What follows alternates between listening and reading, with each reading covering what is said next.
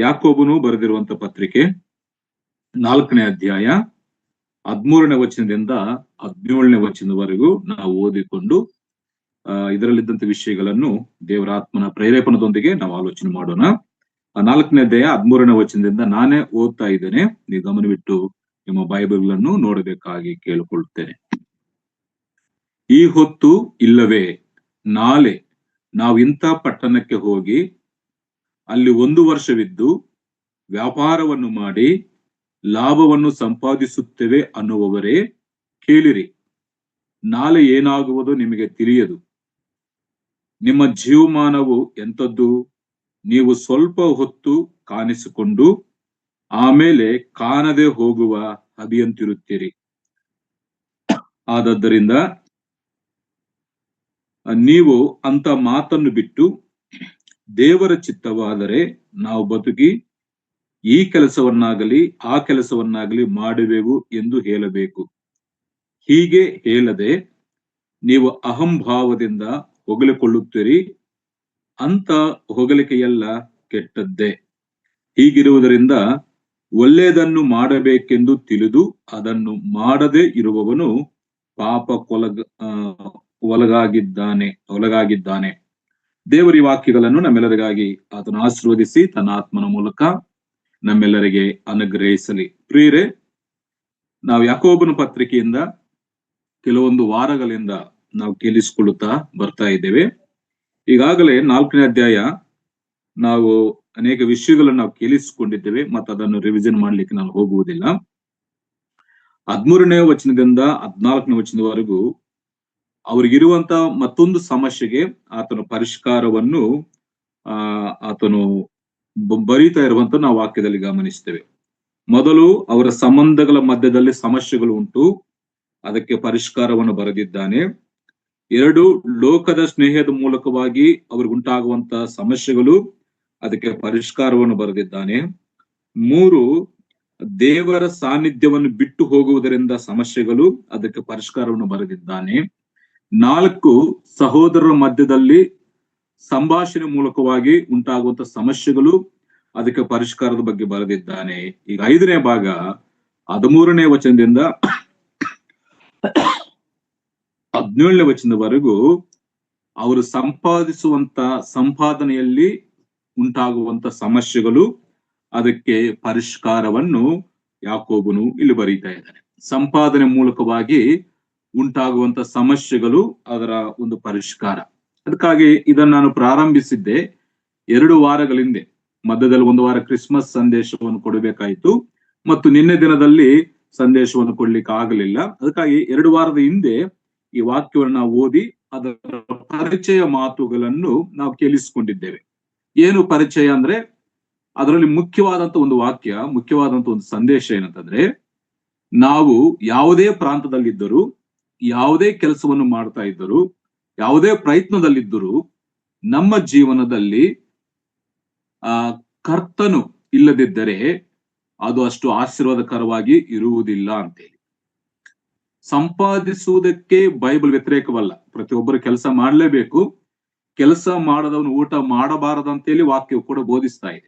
ಅದಕ್ಕಾಗಿ ಆದ್ರೆ ಸಂಪಾದಿಸುವಂತ ವಿಧಾನದಲ್ಲಿ ಅದು ಯಾವ ಪ್ರಾಂತವು, ಯಾವ ಕೆಲಸ, ಯಾವ ಪ್ರಯತ್ನ, ಅದು ಏನೇ ಆಗಿರಲಿ, ಕರ್ತನು ನಮ್ಮ ಸಂಗಡಿರುವಾಗ ಆ ಸಂಪಾದನೆ ನಮಗೆ ಆಶೀರ್ವಾದಕರವಾಗಿರುತ್ತದೆ. ಒಂದು ವೇಳೆ ಕರ್ತನು ಇಲ್ಲದಿರುವಂತ ಸಂಪಾದನೆ ಅದೇನಾಗ್ತದೆ ಅಂದ್ರೆ ಅನೇಕ ಸಮಸ್ಯೆಗಳಿಗೆ ಕಾರಣವಾಗ್ತದೆ ಅಂತೇಳಿ ನಾವು ಕಳೆದ ವಾರದಲ್ಲಿ ಅನೇಕ ಭಕ್ತರ ಜೀವನದಿಂದ ನಾವು ಆಲೋಚನೆ ಮಾಡಿದ್ದೇವೆ. ಫಾರ್ ಎಕ್ಸಾಂಪಲ್, ಲೋಟನು ಮತ್ತು ಯೋಸೇಫನು ಮತ್ತು ಯಾಕೋಬನು ಅವರಿರುವಂತ ಪ್ರದೇಶ, ಇಸ್ಸಾಕನು, ಕೆಲವರು ದೇವರು ಹೇಳಿರುವಂತ ಪ್ರದೇಶದಲ್ಲಿದ್ದರು, ಕೆಲವರು ದೇವರು ಹೇಳದೇ ಇರುವಂತ ಪ್ರದೇಶದಲ್ಲಿದ್ದರು. ಅವರಿಬ್ಬರ ವ್ಯತ್ಯಾಸವನ್ನು ನಾವು ಗಮನಿಸಿದ್ದೇವೆ. ಅದು ಯಾವುದೇ ಪ್ರದೇಶವಾಗ್ಲಿ, ಅದು ಅನ್ಯ ಪ್ರದೇಶವ ಅಲ್ಲ ದೇವರು ಹೇಳಿರುವಂತ ಪ್ರದೇಶವ, ಯಾವುದೇ ಪ್ರದೇಶವಾಗ್ಲಿ, ಯಾವುದೇ ಕೆಲಸವಾಗ್ಲಿ, ಅದರಲ್ಲಿ ಕರ್ತನು ನಮ್ಮ ಸಂಗಡ ಇರುವಾಗ ನಮಗೆ ಆಶೀರ್ವಾದವೂ ಇಲ್ಲ, ನಮ್ಮ ಸಂಪಾದನೆ ನಮಗೆ ಆಶೀರ್ವಾದಕರವಾಗಿರ್ತದೆ. ಕರ್ತನು ಇಲ್ಲದಿರುವಂತ ಸಂಪಾದನೆ ಅನೇಕ ಸಮಸ್ಯೆಗಳಿಗೆ ಕಾರಣವಾಗ್ತದೆ ಅಂತೇಳಿ ನಾವು ಒಂದು ಪೀಠಿಗೆಯಾಗಿ ಒಂದು ಪರಿಚಯ ಮಾತುಗಳನ್ನು ನಾವು ಕೇಳಿಸಿಕೊಂಡಿದ್ದೇವೆ. ಆದ್ರೆ ಇವತ್ತು 13ನೇ ವಚನದಿಂದ 17ನೇ ವಚನದವರೆಗೂ ಇಲ್ಲಿ ಪ್ರಾಮುಖ್ಯವಾಗಿ ಯಾಕೋಬನು 3 ಸತ್ಯಗಳನ್ನು ಅವರಿಗೆ ವಿವರಿಸ್ತಾ ಇದ್ದಾನೆ. ಪ್ರಾಮುಖ್ಯವಾಗಿ 3 ಸತ್ಯಗಳನ್ನು. ಅದರಲ್ಲಿ ಮೊದಲನೇ ವಿಷಯ 13ನೇ ವಚನವನ್ನು ನಾವು ಓದುವಾಗ ನಮಗೆ ಅರ್ಥವಾಗುವಂತದ್ದು ಏನಂತಂದ್ರೆ, ಅವರು ಸಂಪಾದಿಸಿಕೊಳ್ಳುವುದಕ್ಕಾಗಿ ಸ್ವಂತ ಆಲೋಚನೆಗಳು ಮಾಡ್ತಾ ಇದ್ದಾರೆ. ಸಂಪಾದನೆಗಾಗಿ ಅವರು ಮಾಡಿರುವಂತ ಸ್ವಂತ ಆಲೋಚನೆಗಳನ್ನು ನಾವು ನೋಡ್ತೇವೆ. ಆಮೇಲೆ ಎರಡನೇ ಭಾಗ 14ನೇ ವಚನದಲ್ಲಿ ನಮ್ಮ ಜೀವನವು ಎಷ್ಟು ಅಲ್ಪವಾದದ್ದು ಅದನ್ನು ವಿವರಿಸಿದ್ದಾನೆ. ಮನುಷ್ಯರ ಜೀವನ ಇಲ್ಲ ಜೀವಮಾನವು ಎಷ್ಟು ಅಲ್ಪವಾದದ್ದು, ತಾತ್ಕಾಲಿಕವಾದದ್ದು, ಅದರ ಬಗ್ಗೆ 14ನೇ ವಚನದಲ್ಲಿ ವಿವರಿಸಿದ್ದಾನೆ. ಆಮೇಲೆ 3ನೇ ಭಾಗದಲ್ಲಿ 15ನೇ ವಚನದಿಂದ 17ನೇ ವಚನದವರೆಗೂ ನಾವು ಗಮನಿಸುವಾಗ ಅವರು ಪ್ರಸ್ತುತ ಹೇಗೆ ಜೀವಿಸಬೇಕು, ಅವರ ಜೀವನ ವಿಧಾನವನ್ನು ವಿವರಿಸಿದ್ದಾರೆ. 3 ಪ್ರಾಮುಖ್ಯವಾದ ಸತ್ಯಗಳು. 13ನೇ ವಚನದಲ್ಲಿ ಸಂಪಾದಿಸಿಕೊಳ್ಳುವುದಕ್ಕೆ ಅವರ ಸ್ವಂತ ಆಲೋಚನೆಗಳು, ಅದರ ಬಗ್ಗೆ ಆಲೋಚನೆ ಮಾಡ್ತೇವೆ. 2 ಜೀವನವು ಅದೆಷ್ಟು ಅಲ್ಪವಾದದ್ದು, ಎಷ್ಟು ತಾತ್ಕಾಲಿಕವಾದದ್ದು, ಅದರ ಬಗ್ಗೆ ವಿವರಿಸಿದ್ದಾನೆ. 3 ಪ್ರಸ್ತುತದಲ್ಲಿ ಹೇಗೆ ಜೀವಿಸಬೇಕು, ಯಾವ ರೀತಿಯಾಗಿ ಜೀವಿಸಬೇಕಂತೇಳಿ ಜೀವನ ವಿಧಾನವನ್ನು ಅವರಿಗೆ ತಿಳಿಯಪಡಿಸಿರುವಂತದ್ದು ವಾಕ್ಯದಲ್ಲಿ ನಾವು ಗಮನಿಸುವಂತ ಒಂದು ವಿಷಯ. ಅದಕ್ಕಾಗಿ ಈ 3 ವಿಷಯಗಳನ್ನು ನಾವು ಸ್ವಲ್ಪವಾಗಿ ನಾವು ಆಲೋಚನೆ ಮಾಡ್ತೇವೆ. ಅದರ ಪ್ರಿಯರೇ, ಒಂದು ವಿಷಯ ನಮ್ಮ ಮನಸ್ಸಲ್ಲಿ ಇಟ್ಕೊಳ್ಳೋಣ. ನಾವು ಎಲ್ಲೇ ಇದ್ದರೂ, ಯಾವುದೇ ಕೆಲಸ ಮಾಡ್ತಿದ್ರು, ಅದು ಚಿಕ್ಕದಾಗ್ಲಿ ದೊಡ್ಡದಾಗ್ಲಿ, ಆ ಕೆಲಸದಲ್ಲಿ ಆ ಸ್ಥಳದಲ್ಲಿ ಕರ್ತನು ನಮ್ಮ ಸಂಗಡ ಇರುವಾಗ ನಮಗೆ ಆಶೀರ್ವಾದಕರವು ಅಂತೇಳಿ ನಾವೆಂದಿಗೂ ಮರೆಯಬಾರದು. ಆದ್ರೆ ಈಗ ಈ ವಾಕ್ಯದ ಬಗ್ಗೆ ನಾವು ಆಲೋಚನೆ ಮಾಡೋಣ. ಇಲ್ಲಿ ಒಂದು ಗಮನಿಕವಾದಂತ ಮಾತು, ಎಚ್ಚರಿಕೆ ಮಾತು ಅಂತಂದ್ರೆ, ಬೈಬಲ್ನಲ್ಲಿ ಕೆಲಸ ಮಾಡುವುದು, ವ್ಯಾಪಾರ ಮಾಡುವುದು, ಲಾಭ ಸಂಪಾದಿಸುವಂಥದ್ದು, ಇದನ್ನು ದೇವರ ವಾಕ್ಯ ಎಂದಿಗೂ ವ್ಯತಿರೇಕಿಸುವುದಿಲ್ಲ. ಇದಕ್ಕೆ ಅಡ್ಡಿಯಾಗಿ ದೇವರ ವಾಕ್ಯ ಮಾತಾಡುವುದಿಲ್ಲ.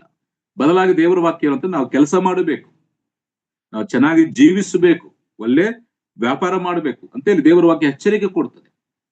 ಅದಕ್ಕಾಗಿ ಕೆಲಸ ಮಾಡುವುದರಲ್ಲಿ, ವ್ಯಾಪಾರ ಮಾಡುವುದರಲ್ಲಿ, ಲಾಭ ಸಂಪಾದಿಸುವುದರಲ್ಲಿ ದೇವರ ವಾಕ್ಯ ಎಂದಿಗೂ ಕೂಡ ವ್ಯತಿರೇಕಿಸುವುದಿಲ್ಲ. ಆದ್ರೆ ಯಾವುದನ್ನು ದೇವರ ವಾಕ್ಯ ವ್ಯತಿರೇಕವಾಗಿ ಮಾತಾಡ್ತದಂದ್ರೆ, ದೇವರ ಚಿತ್ತವಿಲ್ಲದೆ ಸ್ವಂತ ಆಲೋಚನೆಯಿಂದ ಸಂಪಾದಿಸುವಂಥದ್ದು ಅದಷ್ಟು ಒಳ್ಳೆಯದಲ್ಲ, ಅದಷ್ಟು ಆಶೀರ್ವಾದಕರವಾಗಿ ಇರುವುದಿಲ್ಲ ಅಂತೇಳಿ ದೇವರ ವಾಕ್ಯ ಎಚ್ಚರಿಕೆ ಕೊಡ್ತದೆ. ಅರ್ಥ ಆಯ್ತಲ್ಲ? ನಾವೆಲ್ಲರೂ ಕೆಲಸ ಮಾಡಬೇಕು. ಕೆಲಸ ಮಾಡುವಾಗ ಆ ಕೆಲಸದಲ್ಲಿ ದೇವರ ಚಿತ್ತವಿರಬೇಕು, ದೇವರ ಆಲೋಚನೆ ಇರಬೇಕು. ನಮ್ಮ ಸ್ವಂತ ಆಲೋಚನೆಯಿಂದ ನಾವೇನೇ ಮಾಡಿದ್ರು ಕೂಡ ಅದಕ್ಕೆ ನಮಗೆ ಸಮಸ್ಯೆ, ಅದಕ್ಕೆ ಕಷ್ಟ ಇಲ್ಲ, ಅದರಿಂದ ಸಮಸ್ಯೆಗಳು ನಾವು ಎದುರಿಸ್ತೇವೆ. ಅದಕ್ಕಾಗಿ ಯಾಕೋಬನು ತಿಳಿಸುವಂತ ಮಾತು, ನೀವು ಕೆಲಸ ಮಾಡಬೇಕು ಇಲ್ಲ, ನೀವು ದೇವರ ಚಿತ್ತದ ಪ್ರಕಾರ ಇಲ್ಲ ದೇವರು ಹೇಳಿರುವಂತ ಆಲೋಚನೆ ಪ್ರಕಾರ ಕೆಲಸ ಮಾಡಬೇಕಂದ್ರೆ ದೇವರ ವಾಕ್ಯ ನಮಗೆ ಒತ್ತಿ ಹೇಳ್ತದೆ. 2ನೇ ಥೆಸಲೋನಿಕ ಪತ್ರಿಕೆ ಒಂದು ಮಾತಿದೆ, ಕೆಲಸ ಮಾಡದವನು ಊಟ ಮಾಡಬಾರದು ಅಂತೇಳಿ. ಅದಕ್ಕಾಗಿ ವಿಶ್ವಾಸಿಗಳಾಗಿರುವಂತ ನಾವು, ಸೇವಕರಾಗಿರುವಂತ ನಾವು, ಅವರವರಿಗೆ ಒಂದೊಂದು ಕೆಲಸವನ್ನು ದೇವರು ಕೊಟ್ಟಿದ್ದಾನೆ. ಆ ಕೆಲಸವನ್ನು ಮಾಡಬೇಕು, ಅದರಿಂದ ಕೂಡ ಪ್ರಯೋಜನ ಪಡ್ಕೊಳ್ಳಬೇಕು. ಲಾಭ ಬೇಡ ಅಂತೇಳಿ ಈ ದೇವರ ವಾಕ್ಯ ಹೇಳುವುದಿಲ್ಲ. ಕಷ್ಟ ಪಡುವವನಿಗೆ, ಪ್ರಯಾಸ ಪಡುವವನಿಗೆ ತಕ್ಕ ಪ್ರತಿಫಲವು ಇದ್ದೇ ಇರಬೇಕು ಅಂತೇಳಿ ದೇವರ ವಾಕ್ಯವು ಕೂಡ ಹೇಳ್ತದೆ. ಆಯ್ತು, ಈಗ ನಾನು ವಿಷಯಕ್ಕೆ ಬರ್ತೇನೆ. ಮೊದಲನೇ ವಿಷಯ ಏನಂತಂದ್ರೆ, 13ನೇ ವಚನದಲ್ಲಿ ಅವರು ಸಂಪಾದನೆಗಾಗಿ ಸ್ವಂತ ಆಲೋಚನೆ ಮಾಡ್ತಾ ಇದ್ದಾರೆ. ನಾನು ಓದ್ತೀನಿ ನೋಡಿ. ಅವರು ಅನುಕೊಳ್ತಾ ಇದ್ದಾರೆ. ಅನ್ನುವವರೇ ಕೇಳಿರಿ ಅಂದ್ರೆ ಅವರು ಆಲೋಚನೆ ಮಾಡಿಕೊಳ್ತಾ ಇದ್ದಾರೆ. ಏನು ಆಲೋಚನೆ? ಗಮನಿಸುವಾಗ, ಇವತ್ತು ಇಲ್ಲವೇ ನಾಳೆ ನಾವು ಇಂಥ ಪಟ್ಟಣಕ್ಕೆ ಹೋಗಿ ಅಲ್ಲಿ 1 ವರ್ಷವಿದ್ದು ವ್ಯಾಪಾರವನ್ನು ಮಾಡಿ ಲಾಭವನ್ನು ಸಂಪಾದಿಸುತ್ತೇವೆ ಅನ್ನುವವರೇ ಕೇಳಿರಿ. ಅಂದ್ರೆ ಇವರು ಸಂಪಾದಿಸಿಕೊಳ್ಳುವುದಕ್ಕಾಗಿ ಅವರು ಮಾಡ್ತಿರುವಂತ ಸ್ವಂತ ಆಲೋಚನೆಯನ್ನು ನಾವಿಲ್ಲಿ ನೋಡ್ತೇವೆ. ಇಲ್ಲಿ ನೋಡ್ರಿ, ಅವರು ಯಾವಾಗ ಹೋಗಬೇಕು ಅವರೇ ನಿರ್ಣಯ ಮಾಡ್ಕೊಳ್ತಾ ಇದ್ದಾರೆ. ಎಲ್ಲಿಗೆ ಹೋಗಬೇಕು ಅವರೇ ನಿರ್ಣಯ ಮಾಡ್ಕೊಳ್ತಾ ಇದ್ದಾರೆ. ಎಷ್ಟು ದಿನಗಳಿರಬೇಕು ಅವರೇ ನಿರ್ಣಯ ಮಾಡ್ಕೊಳ್ತಾ ಇದ್ದಾರೆ. ಯಾವ ಕೆಲಸ ಮಾಡಬೇಕು, ಎಷ್ಟು ಸಂಪಾದಿಸಬೇಕು, ಎಷ್ಟು ದಿನ ಇರಬೇಕು ಅಂತೇಳಿ ಅವರೇ ಎಲ್ಲವನ್ನು ಆಲೋಚನೆ ಮಾಡಿಕೊಳ್ತಾ ಇದ್ದಾರೆ. ಹೊರತು ದೇವರ ಚಿತ್ತವಾದ್ರೆ ನಾವು ಹೋಗೋಣ ಅಂತೇಳಿ ದೇವರ ಚಿತ್ತಕ್ಕೆ ಅವರು ಒಪ್ಪಿಸ್ತಾ ಇಲ್ಲ. ಅದಕ್ಕಾಗಿ ಪ್ರಿಯರೇ, ಇಲ್ಲಿ ಅವರು ಸಂಪಾದಿಸಿಕೊಳ್ಳುವುದಕ್ಕೆ ಸ್ವಂತ ಆಲೋಚನೆ ಮಾಡಿಕೊಳ್ಳುತ್ತಾರೆ. ಕಾಲವನ್ನು ಅವರೇ ನಿರ್ಣಯಿಸಿಕೊಂಡಿದ್ದಾರೆ, ಪಟ್ಟಣವನ್ನು ಅವರೇ ನಿರ್ಣಯಿಸಿಕೊಂಡಿದ್ದಾರೆ, ಎಷ್ಟು ಸಮಯ ಅಲ್ಲಿರಬೇಕು ಅವರೇ ನಿರ್ಣಯಿಸಿಕೊಂಡಿದ್ದಾರೆ. ವ್ಯಾಪಾರ ಮಾಡುವುದು, ಅವರೇ ನಿರ್ಣಯಿಸಿಕೊಂಡಿದ್ದಾರೆ. ಲಾಭವನ್ನು ಸಂಪಾದಿಸಿಕೊಳ್ಳೋಣ ಅಂತೇಳಿ ಅವರೇ ನಿರ್ಣಯಿಸ್ಕೊಂಡು, ಅದಕ್ಕಾಗಿ ಆ ರೀತಿಯಾಗಿ ಅನ್ನುವವರೇ ಕೇಳಿರಿ. ನೋಡಿದ್ರೆ ಇವತ್ತು ಇಲ್ಲವೇ ನಾಳೆ ಇಂಥ ಪಟ್ಟಣಕ್ಕೆ ಹೋಗಿ ಅಲ್ಲಿ 1 ವರ್ಷವಿದ್ದು ವ್ಯಾಪಾರವನ್ನು ಮಾಡಿ ಲಾಭವನ್ನು ಸಂಪಾದಿಸುವವರು ಕೇಳಿರಿ. ಅದಕ್ಕಾಗಿ ಪ್ರಿಯರೇ, ಇಲ್ಲಿ ದೇವರಿಗೆ, ದೇವರ ಆಲೋಚನೆಗೆ, ದೇವರ ಚಿತ್ತಕ್ಕೆ ಅವಕಾಶವಿಲ್ಲ.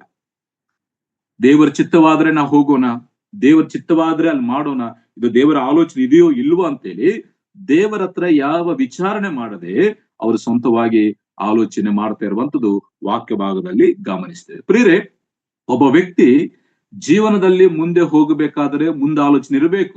ಮುಂದೆ ಆಲೋಚನೆ ಇಲ್ಲದೆ ಇರುವಂತದ್ದು ಅದು ಅಷ್ಟು ಒಳ್ಳೇದಲ್ಲ. ನಾವು ಹೋಗಬೇಕು ಒಂದು ಪ್ಲಾನ್ ಮಾಡ್ಕೊಳ್ತೇವೆ. ಇಂಥ ಊರಿಗೆ ಹೋಗಬೇಕಾದ್ರೆ ಮುಂಚಿತವಾಗಿ ನಾವು ಪ್ಲಾನ್ ಮಾಡ್ಕೊಳ್ತೇವೆ. ಮುಂದೆ ಆಲೋಚನೆ ಇರುವಂತದ್ದು ಒಳ್ಳೇದೇ, ಅದು ಕೆಟ್ಟದಂತ ಹೇಳ್ತಾ ಇಲ್ಲ. ಆದ್ರೆ ಆ ಆಲೋಚನೆಯಲ್ಲಿ, ಮುಂದೆ ಮಾಡುವಂತ ಆಲೋಚನೆಯಲ್ಲಿ, ಇಲ್ಲ ಮುಂದೆ ಮಾಡುವಂತ ಪ್ರಯತ್ನದಲ್ಲಿ ದೇವರಿದ್ದಾನ? ಆ ಆಲೋಚನೆಯಲ್ಲಿ ದೇವರಿಲ್ಲದಿದ್ದರೆ ಪ್ರಯೋಜನ ಇರುವುದಿಲ್ಲ. ನೋಡಿ, ಇವ್ರು ಮಾತಾಡುವಂತ ಮಾತುಗಳಲ್ಲಿ ಯಾಕೋಬನು ಹೇಳ್ತಾನೆ, ಅನ್ನುವವರೇ ಕೇಳಿರಿ. ಕೆಲವರು ಹೇಳ್ತಾನೆ ದೇವರ ಚಿತ್ತವಾದರೆ 15ನೇ ವಚನ, ಆದಾದ್ರಿಂದ ನೀವು ಅಂತ ಮಾತನ್ನು ಬಿಟ್ಟು, ಎಂತ ಮಾತನ್ನು? ನಾವು ಹೋಗ್ತೇವೆ, ನಾವಿರ್ತೇವೆ, ನಾವು ಸಂಪಾದನೆ ಮಾಡ್ತೇವೆ, ನಾವು ದುಡಿಯುತ್ತೇವೆ ಅಂತೇಳಿ ಆ ಮಾತನ್ನು ಬಿಟ್ಟು, ಅಂತ ಮಾತನ್ನು ಬಿಟ್ಟು ದೇವರ ಚಿತ್ತವಾದರೆ ನಾವು ಬದುಕಿ. ಇದು ಬರ್ತಾ ಇಲ್ಲ ಅವ್ರ ಮನಸ್ಸಿನಪ್ಪ ಮೊದಲು. ಅದಕ್ಕೆ ಯಾಕೋಬ ಹೇಳ್ತಾನೆ, ಆ ಮಾತನ್ನು ಬಿಡ್ರಿ. ಯಾವ ಮಾತು? ನಾವು ಹೋಗ್ತೇವೆ, ನಾವಿರ್ತೇವೆ, 1 ವರ್ಷ ಇರ್ತೇವೆ, ಸಂಪಾದಿಸ್ತೇವೆ ಅಂತ ಹೇಳಿ ಆ ಮಾತನ್ನು ಬಿಟ್ಟು ದೇವರ ಚಿತ್ತವಾದರೆ ನಾವು ಬದುಕಿ ಈ ಕೆಲಸವನ್ನಾಗಲಿ ಆ ಕೆಲಸವನ್ನಾಗಲಿ ಮಾಡುವೆವು ಎಂದು ಹೇಳಬೇಕು. ಇದು ಹೇಳಬೇಕು. ಇದು ಮೊದಲು ಅವರು ಹೇಳ್ತಾ ಇಲ್ಲ. ಅದಕ್ಕಾಗಿ ಅವರು ಸಂಪಾದಿಸುವಂತ ಸಂಪಾದನೆಯಲ್ಲಿ ಅನೇಕ ಸಮಸ್ಯೆಗಳನ್ನು ಅವರು ಎದುರಿಸಿದ್ದಾರೆ. ಇವತ್ತು ಕೂಡ ಪ್ರಿಯರೇ, ಆವತ್ತು ಚದರಿಸಲ್ಪಟ್ಟಂತ ವಿಶ್ವಾಸಿಗಳು ಮಾತ್ರವಲ್ಲ, ಇವತ್ತು ವಿಶ್ವಾಸಿಗಳಾಗಿರುವಂತ ನಾವು ಕೂಡ ಅನೇಕ ಸಾರಿ ದೇವರ ಹತ್ರ ಆಲೋಚನೆ ಕೇಳದೆ, ದೇವರ ಹತ್ರ ವಿಚಾರಣೆ ಮಾಡದೆ, ನಮ್ಮದೇ ಆದಂತ ಸ್ವಂತ ಆಲೋಚನೆಗಳು ಮಾಡಿಕೊಂಡು ಒಂದು ಪಟ್ಟಣಕ್ಕೆ ಹೋಗಿ ಅಲ್ಲಿ ಅನೇಕ ಸಮಸ್ಯೆಗಳನ್ನು ಎದುರಿಸುವಂಥದ್ದು ನಾವು ಗಮನಿಸುವಂತ ವಿಷಯ. ಅದಕ್ಕಾಗಿ ನಾವು ಎಲ್ಲಿಗೆ ಹೋಗಬೇಕಾದರೂ, ದೇವರೇ ನಿನ್ನ ಚಿತ್ತವಿದೆಯಾ, ದೇವರ ನಿನಗಿಷ್ಟವಿದೆಯಾ, ಇದು ನಿನ್ನ ಆಲೋಚನೆ ಏನ ಅಂತೇಳಿ ದೇವರ ಹತ್ರ ನಾವು ವಿಚಾರಣೆ ಮಾಡಿ, ದೇವರ ಹತ್ರ ನಾವು ಕೇಳಿಕೊಂಡು ಪ್ರಾರ್ಥನಾ ಸಹಾಯದೊಂದಿಗೆ ನಾವು ಹೋಗುವಾಗ ನಮ್ಮ ಸಂಪಾದನೆ ಅದು ಸಮಾಧಾನಕರವಾಗಿ ಇರ್ತದೆ. ನಮ್ಮ ಸಂಪಾದನೆ ಸಮಾಧಾನಕರವಾಗಿರ್ತದೆ. ಇಲ್ಲ ದೇವರು ಇಲ್ಲದ ಆಲೋಚನೆ, ದೇವರಿಗೆ ಅವಕಾಶವನ್ನು ಕೊಡದೆ ನಮ್ಮ ಸ್ವಂತ ಆಲೋಚನೆ ಪ್ರಕಾರವಾಗಿ ಮಾಡುವಾಗ ಆ ಸಂಪಾದನೆ ಅನೇಕ ಸಮಸ್ಯೆಗಳಿಗೆ ಕಾರಣವಾಗ್ತದಂತೇಳಿ ದೇವರ ವಾಕ್ಯ ಭಾಗದಲ್ಲಿ ನಾ ಗಮನಿಸಿದ. ಅದಕ್ಕೆ ನಾನು ಹೀಗೆ ಹೇಳಲಿಕ್ಕೆ ಇಷ್ಟಪಡ್ತೇನೆ, ದೇವರು ಇಲ್ಲದೆ ಸ್ವಂತ ಆಲೋಚನೆ ಅದು ಸ್ವಾರ್ಥಮಯವಾಗಿದೆ. ಅದರಿಂದ ನಾವು ಅನೇಕ ಸಾರಿ ದೇವರಿಗೆ ದೂರಸ್ಥರಾಗ್ತೇವೆ. ನನ್ನ ಸ್ವಂತ ಆಲೋಚನೆ ಪ್ರಕಾರವಾಗಿ ನಾನು ಹೋಗುವಾಗ, ನನ್ನ ಸ್ವಾರ್ಥಕ್ಕಾಗಿ ನಾನು ಹೋಗುವಾಗ ನಾನೇನಾಗ್ತೇನೆ, ನಾನು ಪಾಪಕ್ಕೆ ಅವಕಾಶವನ್ನು ಕೊಟ್ಟು ದೇವರಿಗೆ ದೂರಸ್ಥನಾಗ್ಲಿಕ್ಕೆ ಅನೇಕ ಅವಕಾಶಗಳು ಇರ್ತವಲ್ಲ.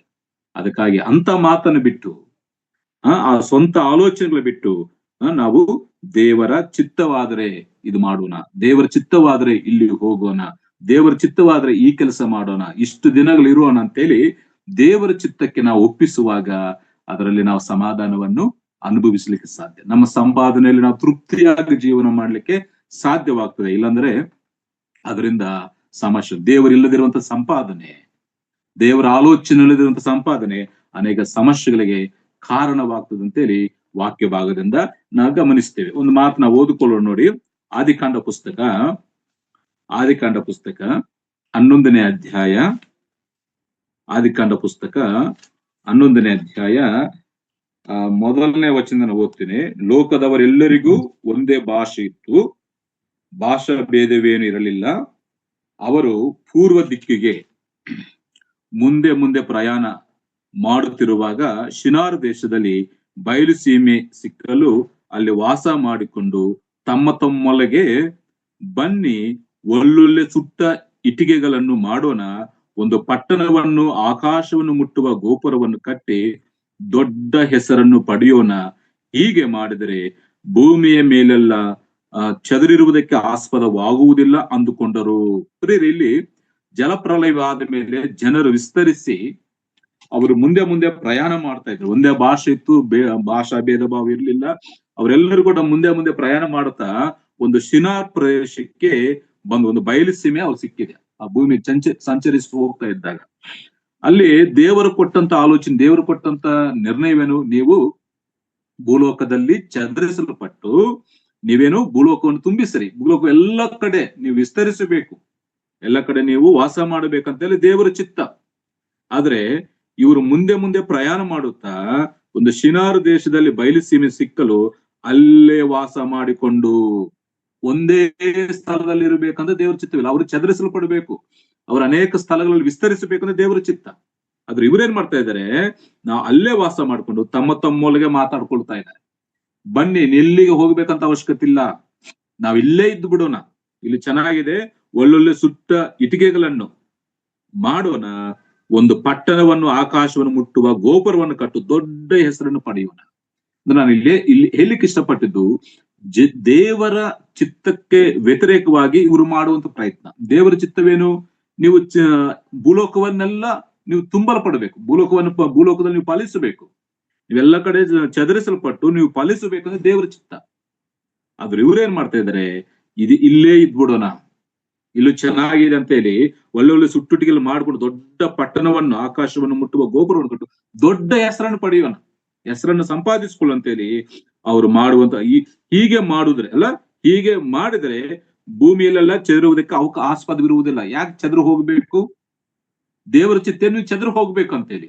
ಆದ್ರೆ ಇವರೇನು ಆಲೋಚನೆ ಮಾಡ್ತಾರೆ, ನಾವ್ಯಾಕೆ ಚದುರು ಹೋಗ್ಬೇಕು, ನಾವ್ ಇಲ್ಲೇ ಇದ್ದು ಬಿಡೋಣ ಅಂತೇಳಿ ಅವ್ರ ಆಲೋಚನೆ ಮಾಡಿಕೊಂಡು ಅಲ್ಲಿ ಒಂದು ದೊಡ್ಡ ಗೋಪುರವನ್ನು ಕಟ್ಟಲಿಕ್ಕೆ ಪ್ರಾರಂಭಿಸ್ತಾರೆ. ಅದ್ರ ದೇವ್ರು ಏನ್ ಮಾಡ್ತಾನೆ, ಅಲ್ಲಿ ಬಂದು ಅವ್ರ ಭಾಷೆಯನ್ನು ಭೇದ ಭಾವ ಮಾಡಿದಾಗ ಒಬ್ಬರಿಗೆ ಭಾಷೆ, ಒಬ್ಬರ ಮಾತು ಒಬ್ಬರಿಗೆ ಅರ್ಥವಾಗದೆ ಆ ಕೆಲಸವು ಅಲ್ಲೇ ನಿಂತು ಹೋಗ್ತದೆ, ಅಲ್ಲಿ ಅವ್ರಿಗೆ ಸಮಸ್ಯೆಗಳು ಉಂಟಾಗ್ತವೆ. ಆಮೇಲೆ ಏನಾಗ್ತದೆ, ಅವ್ರು ಚದರಿಸಲ್ಪಡ್ತಾರೆ, ಒಬ್ಬೊಬ್ಬರಾಗಿ ಎಲ್ಲರೂ ಚದರಿಸಲ್ಪಡ್ತಾರೆ. ನಾನು ಹೇಳಿಕ್ಕೆ ಇಷ್ಟಪಟ್ಟಿದ್ದು, ದೇವರ ಚಿತ್ತಕ್ಕೆ ವ್ಯತಿರೇಕವಾಗಿ, ದೇವರ ಹೇಳುವಂತ ಆಲೋಚನೆಗೆ ವ್ಯತಿರೇಕವಾಗಿ ನಾವ್ ಏನೇ ಮಾಡ್ಲಿಕ್ಕೆ ಹೋದ್ರು, ನಾವ್ ಎಷ್ಟೇ ಹೆಸರು ಗಳಿಸ್ಲಿಕ್ಕೆ ಹೋದ್ರು, ಎಷ್ಟೇ ಸಂಪಾದಿಸ್ಲಿಕ್ಕೆ ಹೋದ್ರು ಅದರಿಂದ ನಮಗೆ ಸಮಸ್ಯೆಗಳಾಗ್ತೇವೆ ಹೊರತು ಸಮಾಧಾನವು ಆಗುವುದಿಲ್ಲ. ಇಲ್ಲಿ ಯಾಕೋಬನ ಪತ್ರಿಕೆ ಇಲ್ಲಿ ಚದರಿಸಲ್ಪಟ್ಟಂತ ಈ ವಿಶ್ವಾಸಗಳು ಕೂಡ ಅವ್ರು ಹೇಳಿಕೊಳ್ಳುವಂತ ಮಾತು ನೋಡಿ, ಇವತ್ತು ಇಲ್ಲವೇ ನಾಳೆ ಇಂತಹ ಪಟ್ಟಣಕ್ಕೆ ಹೋಗಿ ಅಲ್ಲಿ 1 ವರ್ಷವಿದ್ದು ವ್ಯಾಪಾರವನ್ನು ಮಾಡಿ ಲಾಭವನ್ನು ಸಂಪಾದಿಸುತ್ತೇವೆ ಅನ್ನುವವರೇ ಕೇಳಿರಿ. ಆ ರೀತಿ ಮಾತಾಡ್ಕೊಳ್ತಾ ಇದ್ರು. ಹಾಗಾಗಿ ಅಂತ ಸ್ವಂತ ಆಲೋಚನೆ, ಅಂತ ಸ್ವಂತ ಪ್ರಯತ್ನ ಅದು ಸಮಸ್ಯೆಗಳಿಗೆ ಕಾರಣವಾಗ್ತದೆ ಅಂತೇಳಿ ದೇವರ ವಾಕ್ಯ ಭಾಗದಿಂದ ನಾವು ಗಮನಿಸ್ತೇವೆ. ಹೆಸರು ಸಂಪಾದಿಸಿಕೊಳ್ಳುವುದ್ರಲ್ಲಿ ತಪ್ಪಿಲ್ಲ ಪ್ರೇರೆ, ಲಾಭವನ್ನು ಸಂಪಾದಿಸುವುದರಲ್ಲಿ ತಪ್ಪಿಲ್ಲ, ಕೆಲಸ ಮಾಡುವುದರಲ್ಲಿ ತಪ್ಪಿಲ್ಲ. ನಾನು ಮೊದಲೇ ಹೇಳಿದ್ದೆ, ಕೆಲಸ ಮಾಡುವುದ್ರಲ್ಲಿ ತಪ್ಪಿಲ್ಲ, ವ್ಯಾಪಾರ ಮಾಡುವುದ್ರಲ್ಲಿ ತಪ್ಪಿಲ್ಲ.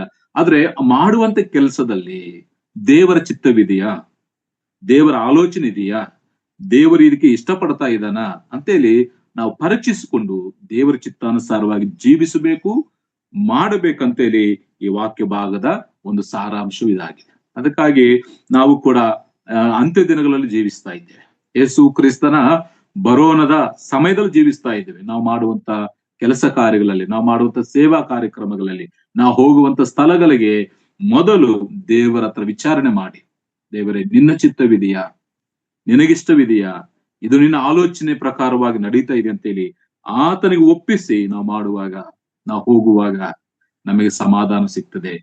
ಒಂದು ವೇಳೆ ನಮ್ಮ ಸ್ವಂತ ಆಲೋಚನೆ ಪ್ರಕಾರವಾಗಿ ದೇವರಿಲ್ಲದಂತ ಆಲೋಚನೆ ಮಾಡಿ ನಾವು ಹೋಗುವುದರಿಂದ ಅದಕ್ಕೆ ಅನೇಕ ಸಮಸ್ಯೆಗಳು ಕಾರಣವಾಗ್ತವೆ ಅಂತೇಳಿ ವಾಕ್ಯ ಭಾಗದಲ್ಲಿ ನಾವು ಗಮನಿಸ್ತೇವೆ. 13ನೇ ವಾಕ್ಯ ಭಾಗದಲ್ಲಿ ಆತ ಹೇಳ್ತಾನೆ, ಲಾಭವನ್ನು ಸಂಪಾದಿಸುವವರೇ, 13ನೇ ವಚನದಲ್ಲಿ ನಾವು ಓದ್ತೇವೆ, ಲಾಭವನ್ನು ಸಂಪಾದಿಸುವವರೇ ಕೇಳಿರಿ ಅಂತೆ.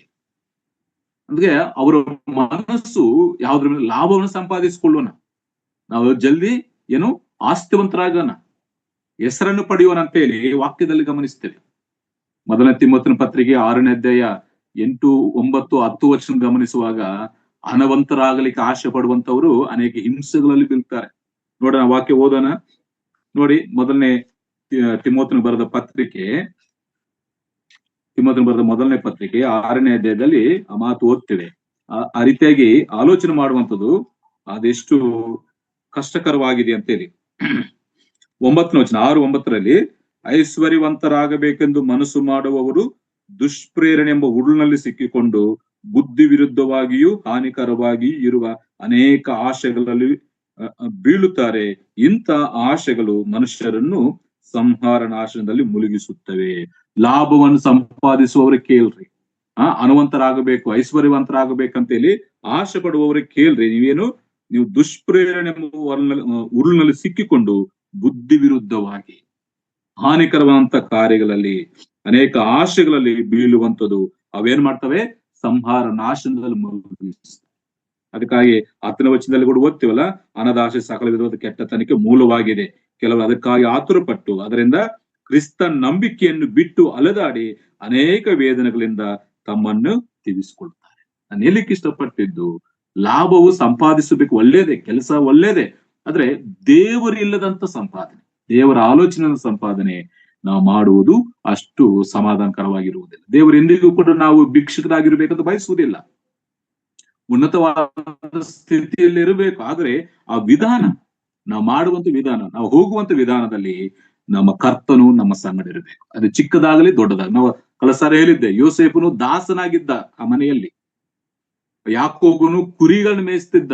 ಆದ್ರೂ ಕೂಡ ಆ ಚಿಕ್ಕ ಕೆಲಸದಲ್ಲಿ ದೇವರು ಅವರ ಸಂಗಡ ಇದ್ದದ್ದರಿಂದ ಎಷ್ಟೋ ಆಶೀರ್ವಾದಕರವಾಗಿ ಅವರು ಆಶೀರ್ವದಿಸಲ್ಪಟ್ಟಿರುವಂತದ್ದು ವಾಕ್ಯದಲ್ಲಿ ಗಮನಿಸ್ತೇವೆ. ಅದಕ್ಕಾಗಿ ನಾವು ಮಾಡುವಂತ ಕೆಲಸ, ನಾವು ಹೋಗುವಂತ ಸ್ಥಳದಲ್ಲಿ ದೇವರ ಆಲೋಚನೆದೊಂದಿಗೆ ನಾವು ಹೋಗುವಾಗ ನಮಗೆ ಸಹಾಯವಾಗ್ತದೆ. ದೇವರು ಇಲ್ಲದೆ ಎಷ್ಟೇ ಹೆಸರು ಸಂಪಾದಿಸಿದರು, ಎಷ್ಟೇ ಆಸ್ತಿ ಸಂಪಾದಿಸಿದರು, ಅದು ಅಷ್ಟು ಪ್ರಯೋಜನ ಇರುವುದಿಲ್ಲ. ದೇವರು ಇರಬೇಕು, ದೇವರು ನಮ್ಮ ಸಂಗಡ ಇರಬೇಕು, ದೇವರ ಜೊತೆಗಾರನಾಗಿದ್ದು ನಾವು ಸಂಪಾದಿಸುವ ಅದು ಸ್ವಲ್ಪವಾಗಲಿ, ಅದು ಸ್ವಲ್ಪವೇ ಆಗಿರ್ಲಿ, ಅದರಲ್ಲಿ ತೃಪ್ತಿ ಇರ್ತದೆ, ಅದರಲ್ಲಿ ಸಮಾಧಾನವಿರ್ತದೆ. ದೇವರಿಲ್ಲದೆ ಎಷ್ಟೇ ದೊಡ್ಡ ಹೆಸರಿರ್ಲಿ, ಎಷ್ಟೇ ದೊಡ್ಡ ಸಂಪಾದನೆ ಇರಲಿ, ಅದರಲ್ಲಿ ಸಮಾಧಾನವಿರುವುದಿಲ್ಲ ಅಂತೇಳಿ ದೇವರ ವಾಕ್ಯ ಭಾಗದಿಂದ ನಾವು ಗಮನಿಸ್ತೇವೆ. ನೋಡಿ, ಇನ್ನೊಂದು ಕೀರ್ತನೆ ಪುಸ್ತಕ 127ನೇ ಕೀರ್ತನೆಯಲ್ಲಿ ಕೂಡ ಒಂದು ಮಾತಿದೆಯಲ್ಲ, 127ನೇ ಕೀರ್ತನೆ